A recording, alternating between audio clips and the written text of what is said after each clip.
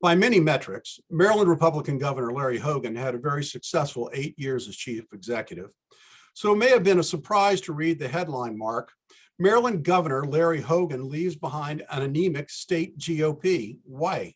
That was the quote. Mark, is that a fair column? Well, obviously this was the most challenging Republican election for Republicans that they've had in a long time after winning 3 of the last 5 and being competitive in the last 7. This was not as competitive a race as those prior ones were.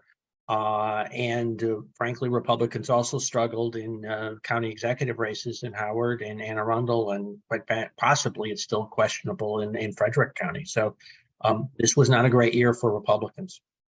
Is that just reflective of the scissor in the Republican Party between the pro-Trump wing and the more moderate wing of the party? Well, yes, I think that is. I think a lot of people, frankly, took for granted the environment that Hogan was operating into, and he tried to find a middle ground, but also recognized that he was dealing with a Democratic legislature.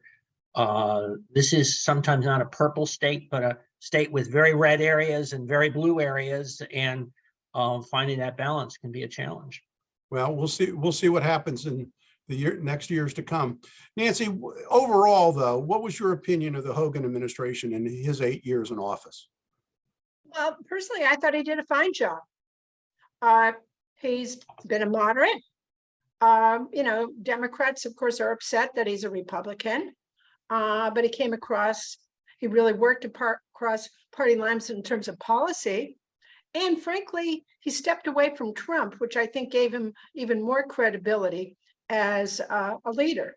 Of course, he has his eyes on other jobs going forward, but I think he did a fine job. If you look at the numbers, Hogan won in 2014 with 884,000 votes, and Cox only got 629,000 this time around. I think that's a party issue. And I was going to say it's due to the Trump situation, but I don't think so. I think it's a question of turnout within the party. And how do you, it's your guys' issue. How do you change that? Well, there may have been a lack of enthusiasm over the candidate at the top of the ticket as well this year. I think many split on Dan Cox. He was kind of a controversial figure. So that certainly didn't help. But I want to talk about the future, and that is Democratic Governor Wes Moore, who won handily over Dan Cox and has the media all at Twitter about his incoming administration. Nancy, what can we as Marylanders expect from the Moore administration? Well, we'll see.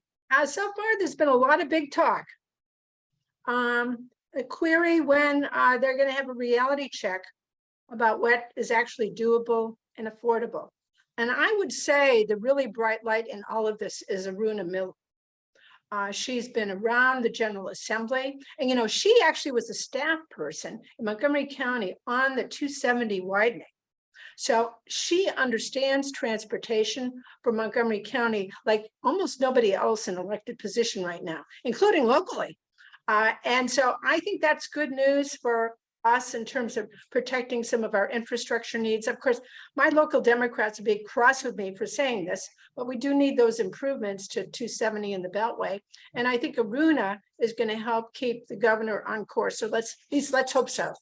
Well, you just stole the exit question. So, Mark. Sorry. Mark, Moore has a very impressive background and story, but this is his first experience in elected politics. Is he going to be in for a rude awakening when dealing with House Speaker Adrian Jones and Senate Leader Bill Ferguson? Well, the legislative process is always a challenge, but I can't help but also acknowledge that Larry Hogan hadn't served in government. He'd served in government, but not in elective office. I'm sure Wes Moore can navigate that. I think the real question is at what point, or if there's a point where his agenda collides with the legislature, then for any governor, whatever the mix of the party, that's sometimes a difficult proposition to navigate. Well, I think if there is a recession, I mean, that'll be the real test for the legislature, because we still have a surplus, from the COVID funds that we received from the federal government. we're sitting kind of fat right now. So it'll be interesting to see what happens when those COVID funds run out, and as they're predicting a recession in early 23, what happens at that point. So the exit question, and this is one very important to Montgomery County people, both pro and con, is will Moore kill the I-270 and Beltway expansions? Mark, I'll go to you first. I wish I knew. I mean, reading very closely what his position was, he seemed to be against it before he seemed to be more sympathetic to it. I think Nancy, I hope Nancy's right. Let's put it that way. And I hope that folks, that he takes a position. I think it would be very important for the region. You mean he did a Paris Glendinning? I support the ICC until I don't. Is that what? Well, it was over time and what have you. So there's some ambiguity as to his position there. Let's put it there. Well, and Nancy, we'll see wrap it what up for happens us. because the Montgomery County Council, we'll see what their position is going forward. And certainly the county executive opposes all roadway improvements. So we'll see what happens. MCM's Party with a Purpose. Mix and mingle with the new majority women county council members and other leaders making a difference. emceed by NBC4's Sean Yancey. November 30th at the Silver Spring Civic Center. Go to mymcmedia.org for tickets.